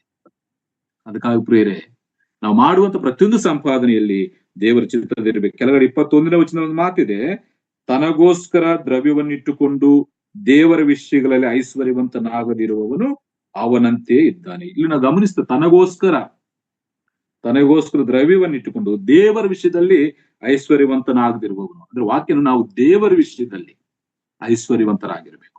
ದೈವಿಕವಾದಂತ ಕಾರ್ಯಗಳಲ್ಲಿ ನಾವು ಐಶ್ವರ್ಯವಂತರಾಗಿರ್ಬೇಕು. ಒಂದು ವೇಳೆ ಆ ರೀತಿ ಇಲ್ಲದಿದ್ರೆ ನಾವು ಕೂಡ ಇವನ ಹಾಗೆ ನಮಗೋಸ್ಕರ ಎಲ್ಲವನ್ನು ಕೂಡಿಸಿಟ್ಟುಕೊಳ್ಳುವ ಹಾಗೆ ಇರ್ತೇವೆ. ಕೂಡಿಸಿಟ್ಟುಕೊಳ್ಳುವ ಒಂದು ದಿನ ಬರ್ತದೆ, ಗ್ಯಾರಂಟಿ ಇಲ್ಲ, ಯಾವ ಸಮಯದಲ್ಲಿ ಏನಾಗ್ತದೋ ಗೊತ್ತಿಲ್ಲ. ಆಗ ನಾವು ದುಡಿದಿದ್ದು, ನಾವು ಸಂಪಾದಿಸಿದ್ದೆಲ್ಲ ಎಲ್ಲಿ ಹೋಗ್ತದೋ ಗೊತ್ತಾಗಲ್ಲ. ಅದಕ್ಕಾಗಿ ಒಬ್ಬನ ಆಸ್ತಿ, ಒಬ್ಬನಿಗೆ ಎಷ್ಟು ಆಸ್ತಿ ಇದ್ದರೂ ಅದು ಅವನ ಜೀವನ ಆಧಾರವಾಗುವುದಿಲ್ಲ. ದೇವರು ಇರ್ಬೇಕು ಪ್ರಿಯರೇ. ಜೀವನದಲ್ಲಿ ದೇವರು, ಅದು ಸ್ವಲ್ಪವೇ ಇರ್ಲಿ, ಅದು ದೊಡ್ಡದೇ ಇರ್ಲಿ, ಅವನು ಬಡವನೇ ಆಗಿರಲಿ, ಶ್ರೀಮಂತನೇ ಆಗಿರ್ಲಿ, ಅವನ ಎಂತವನೇ ಆಗಿರ್ಲಿ, ಅವನ ಜೀವನದಲ್ಲಿ ದೇವರು ಇರಬೇಕು. ದೇವರಿಗಾಗಿ, ದೇವರ ವಿಷಯಗಳಲ್ಲಿ ಅವನು ಐಶ್ವರ್ಯವಂತನಾಗಬೇಕಂತ ಹೇಳಿ ವಾಕ್ಯ ಭಾಗದಿಂದ ನಾವು ಗಮನಿಸ್ತೇವೆ. ಅದಕ್ಕಾಗಿ ಇಲ್ಲಿ ಯಾಕೋಬನ ಪತ್ರಿಕೆಯಲ್ಲಿ ನಾವು ಹೇಳುವಂತ ಮಾತು, ಸಂಪಾದಿಸುವುದು ಒಳ್ಳೆಯದೇ, ಕೆಲಸ ಮಾಡುವುದು ಒಳ್ಳೆಯದೇ, ಆದ್ರೆ ಆ ಕೆಲಸದಲ್ಲಿ ದೇವರಿರಬೇಕು, ಆ ಆಲೋಚನೆಯಲ್ಲಿ ದೇವರು ಇರಬೇಕಂತೇಳಿ ವಾಕ್ಯ ಭಾಗದಲ್ಲಿ ನಾವು ಗಮನ. ಅಂತ ನಾನು ಮೊದಲೇ ಹೇಳಿದ ಹಾಗೆ, ನಾವು ಮಾಡುವಂತ ಪ್ರತಿಯೊಂದು ಪ್ರಯತ್ನದಲ್ಲಿ, ಆಲೋಚನೆಗಳಲ್ಲಿ ದೇವರಿರಬೇಕು. ಅದು ಯಾವುದೇ ಕೆಲಸವಾಗಿರ್ಲಿ, ಅದು ಯಾವುದೇ ವ್ಯಾಪಾರವಾಗಿರ್ಲಿ, ಅದು ಚಿಕ್ಕ ಕೆಲಸನ, ದೊಡ್ಡ ಕೆಲಸನ, ಅದು ಯಾವುದೇ ಕೆಲಸವಾಗಿರ್ಲಿ, ನಾವು ಮಾಡುವಂತ ಪ್ರತಿಯೊಂದು ಕೆಲಸದಲ್ಲಿ ದೇವರಿರುವಾಗ, ನಮ್ಮ ಆಲೋಚನೆ ದೇವರಿರುವಾಗ, ದೇವರದನ್ನ ಆಶೀರ್ವದಿಸ್ತಾನೆ, ಅದನ್ನು ಅಭಿವೃದ್ಧಿ ಪಡಿಸ್ತಾನೆ. ನಾನು ಆಗ್ಲೇ ಹೇಳಿದೆ, ಅಬ್ರಹಾಮನು ಕುರಿಗಳು ಕಾಯುವಂತವನು, ಇಸಾಕನು ಆ ರಾಜ್ಯದ ಬೀಜ ಬಿತ್ತು 100ರಷ್ಟು ಫಲ ಹೊಂದಿದ್ದಾನೆ, ಯಾಕೋಬನು ಕುರಿಗಳು ಮೇಯಿಸುವಂತವನು, ಯೋಸೇಫನು ದಾಸನಾಗಿದ್ದಂತವನು, ಎಲ್ಲ ರೆಫರೆನ್ಸ್ ಇದೆ. ಅವ್ರು ಮಾಡುವಂತ ಕೆಲಸಗಳು ಚಿಕ್ಕ ಚಿಕ್ಕ ಕೆಲಸಗಳೇ ಪ್ರಿಯರೇ, ಆದ್ರೆ ಅವರು ವಿಸ್ತಾರವಾಗಿ ಆಶೀರ್ವದಿಸಲ್ಪಟ್ಟು ದೇವರ ಕೃಪೆಗೆ ಅವರು ಪಾತ್ರರಾದರು. ಅದಕ್ಕಾಗಿ ಪ್ರಿಯ, ನಾನು ಇಲ್ಲಿ ಮುಗಿಸ್ತೇನೆ. ನಾವು ಮಾಡುವಂತ ಕೆಲಸ, ಭಕ್ತರು ಮಾಡುವಂತ ಕೆಲಸ ದೊಡ್ಡ ದೊಡ್ಡ ಕೆಲಸಗಳಲ್ಲ. ಆ ಚಿಕ್ಕ ಕೆಲಸದಲ್ಲೇ ದೇವರಿಗೆ ಅವರ ಅವಕಾಶವನ್ನು ಕೊಟ್ಟಿದ್ದರಿಂದ, ದೇವರೇ ಈ ಕೆಲಸ ನಿನ್ನಿಂದಲಾಗಲಿ, ನಿನ್ನ ಚಿತ್ತವಾದ್ರೆ ಆಗಲಿ, ನಿನಗಿಷ್ಟವಾದ್ರೆ ಆಗಲಿ ಅಂತೇಳಿ ದೇವರ ಚಿತ್ತದ ಪ್ರಕಾರವಾಗಿ ಅವರು ಮಾಡಿದ್ದರಿಂದ ಅದು ಚಿಕ್ಕ ಕೆಲಸವಾಗಲಿ ದೊಡ್ಡ ಕೆಲಸವಾಗಲಿ ದೇವರು ಅದನ್ನು ಆಶೀರ್ವದಿಸಿದ್ದಾನೆ. ಆ ಆಶೀರ್ವಾದವನ್ನು ಅವರು ಅನುಭವಿಸಿದ್ದಾರೆ. ಅದು ಸಮಸ್ಯೆಗಳಿಗೆ ಕಾರಣವಾಗಲಿಲ್ಲ. ಅದರಿಂದ ಅವರು ಸಮಾಧಾನವನ್ನು ಅನುಭವಿಸಿದ ಭಕ್ತರು. ಅದಕ್ಕಾಗಿ ಇವತ್ತು ನಾನು ಹೇಳಿಕೆ ಈ ವಾಕ್ಯ ಭಾಗದಿಂದ ದೇವರ ಆತ್ಮನು ತಿಳಿಸುವಂತ ಒಂದು ಸತ್ಯ ಏನಂತಂದ್ರೆ, ಇಂಥ ಆಲೋಚನೆ ಬಿಡೋಣ. ಎಂತ ಆಲೋಚನೆ? ಒಂದಾನೊಂದು ಪಟ್ಟಣಕ್ಕೆ ಹೋಗೋಣ, ನಾವು ಹೋಗ್ತೇವೆ ಅಂತೇಳಿ ಅವ್ರು ಹೇಳಿಕೊಳ್ಳುವಂತ ಮಾತುಗಳನ್ನು ನಾವು ನೋಡ್ತೇವೆ. ಅದನ್ನು ಬಿಟ್ಟು ಏನ್ ಹೇಳ್ಬೇಕಂತೆ ಯಾಕೋಬ ಹೇಳ್ತಾನೆ, ಆ ಮಾತನ್ನು ಬಿಟ್ಟು ಅಲ್ಲ, ಆದದ್ರಿಂದ ನೀವು ಅಂತ ಮಾತನ್ನು ಬಿಟ್ಟು, ಎಂತ ಮಾತು? ನಾವು ನಾಳೆ ಇಂಥ ಪಟ್ಟಣಕ್ಕೆ ಹೋಗಿ 1 ವರ್ಷವಿದ್ದು ವ್ಯಾಪಾರ ಮಾಡಿ ಲಾಭವನ್ನು ಅನ್ನುವವರೇ ಅಂತ ಮಾತನ್ನು ಬಿಡ್ರಿ. ಆದ್ರಿಂದ ನೀವು ಅಂತ ಮಾತನ್ನು ಬಿಟ್ಟು ದೇವರ ಚಿತ್ತವಾದರೆ ನಾವು ಬದುಕಿ ಈ ಕೆಲಸವನ್ನಾಗಲಿ ಆ ಕೆಲಸ ಮಾಡುವೆವು ಎಂದು ಹೇಳಬೇಕು. ಹೀಗೆ ಹೇಳದೆ, ದೇವರ ಚಿತ್ತವಂತ ಹೇಳದ ಅವ್ರು ಏನ್ ಹೇಳ್ತಾ ಇದ್ದಾರೆ, ಅವರು ಅಹಂಭಾವದಿಂದ ಹೊಗಳಿಕೊಳ್ಳುತ್ತಿದ್ದಾರೆ. ಇದು ಕೆಟ್ಟದ್ದು. ಇದು ಬೈಬಲ್ ವಾಕ್ಯ ಒಪ್ಪುವುದಿಲ್ಲ. ಇದು ದೇವರ ವಾಕ್ಯ ಒಪ್ಪುವುದಿಲ್ಲ. ನೀವು ಅಂತ ಹೀಗೆ ಹೇಳದೆ ನೀವು ಅಹಂಭಾವದಿಂದ ಹೊಗಳಿಕೊಳ್ಳುತ್ತೀರಿ. ಅಂತ ಹೊಗಳಿಕೆ ಎಲ್ಲ ಕೆಟ್ಟದೆ. ಅದಕ್ಕೆ ನಾವು ಕೆಲಸ ಮಾಡಬೇಕು, ಒಂದು ಪಟ್ಟಣಕ್ಕೆ ಹೋಗ್ಬೇಕು, ದುಡಿಬೇಕು. ಆದ್ರೆ ನಾವು ಹೋಗುವಂತ ಸ್ಥಳದಲ್ಲಿ, ನಾವು ಮಾಡುವಂತ ಕೆಲಸದಲ್ಲಿ, ನಾವು ಮಾಡುವಂತ ಪ್ರತಿ ಪ್ರಯತ್ನದಲ್ಲಿ ದೇವರೇ ನಿನ್ನ ಚಿತ್ತವಿದ್ದರೆ ನನ್ನನ್ನು ನಡೆಸು ಅಂತೇಳಿ ಆತನ ಒಪ್ಪಿಸಿ ನಾವು ಮಾಡುವಾಗ ನಮಗೆ ಆಶೀರ್ವಾದವಾಗ್ತದೆ. ಅದರಿಂದ ನಮ್ಗೆ ಸಮಾಧಾನವಾಗ್ತದೆ. ನಮ್ಮ ಸಂಪಾದನೆ ನಾವೇ ಅನುಭವಿಸ್ತೇವೆ. ಅದು ತೂತನ ಚೀಲದಲ್ಲಿ ಹಾಕಿದ ಅಕ್ಕಿ ಹಾಗಿರುವುದಿಲ್ಲ. ದೇವರು ಅದು ಭದ್ರಪಡಿಸ್ತಾನೆ. ಅದಕ್ಕಾಗಿ ಇವರ ಸಮಸ್ಯೆಗಳನ್ನು ಅನುಭವಿಸ್ತಾ ಇದ್ರು ಚದರಿಸಲ್ಪಟ್ಟ ವಿಶ್ವಾಸಿಗಳು. ಅದನ್ನು ಅನುಭವಿಸಿದಾಗ ಯಾಕೋಬ ಕೊಟ್ಟಂತ ಒಂದು ಪರಿಷ್ಕಾರ ಏನಂತಂದ್ರೆ, ಅಂತ ಮಾತನ್ನು ಬಿಟ್ಟು, ಅಂತ ಹೊಗಳಿಕೆಯನ್ನು ಬಿಟ್ಟು, ಆ ಅಹಂಭಾವವನ್ನು ಬಿಟ್ಟು ದೇವರ ಚಿತ್ತವಾದರೆ ನಾವು ಮಾಡುತ್ತೇವೆ, ದೇವರ ಚಿತ್ತವಾದರೆ ನಾವು ಹೋಗ್ತೇವೆ, ದೇವರ ಚಿತ್ತವಾದರೆ ನಾವು ಜೀವಿಸ್ತೇವೆ ಅಂತೇಳಿ ಈ ರೀತಿಯಾಗಿ ನೀವು ಹೇಳಬೇಕಂತೇಳಿ ಒಂದು ಪರಿಷ್ಕಾರವನ್ನು ಯಾಕೋಬನು ಅವರು ತಿಳಿಸಿದ್ದಾರೆ. ಅದಕ್ಕಾಗಿ ಪ್ರಿಯರೇ, ನಾವು ಕೂಡ ಈ ಭೂಲೋಕದಲ್ಲಿ ಅಂತ್ಯ ದಿನಗಳಲ್ಲಿ ನಾವು ಮಾಡಿದ ಪ್ರತಿಯೊಂದು ಕೆಲಸದಲ್ಲಿ ದೇವರ ಚಿತ್ತಕ್ಕೆ ಒಪ್ಪಿಸೋಣ. ದೇವರೇ, ನಿನ್ನ ಚಿತ್ತವಾದರೆ ನನ್ನನ್ನು ನಡೆಸು, ನಿನಗಿಷ್ಟವಾದರೆ ಈ ಕೆಲಸದಲ್ಲಿ ನನಗೆ ಸಹಾಯ ಮಾಡಂತೇಳಿ ಆತನ ಚಿತ್ತಕ್ಕೆ ಒಪ್ಪಿಸಿ ಆತನು ಕೊಡುವಂತ ಸಂತೋಷ, ಆತನು ಕೊಡುವಂತ ಸಮೃದ್ಧಿ, ಆತನು ಕೊಡುವಂತ ಸಮಾಧಾನದಲ್ಲಿ ಈ ಭೂಲೋಕದಲ್ಲಿ ಜೀವಿಸೋಣ. ಮುಂದಿನ ವರ್ಷದಲ್ಲಿ ದೇವರು ತನ್ನ ಆತ್ಮನ ಸಹಾಯದೊಂದಿಗೆ ನಮ್ಮನ್ನು ನಡೆಸಲಿ. ದೇವರು ಕೊಟ್ಟಂತ ಈ ವಾಕ್ಯಗಳನ್ನು ಮುಗಿಸ್ತಾ ಇದ್ದೇನೆ.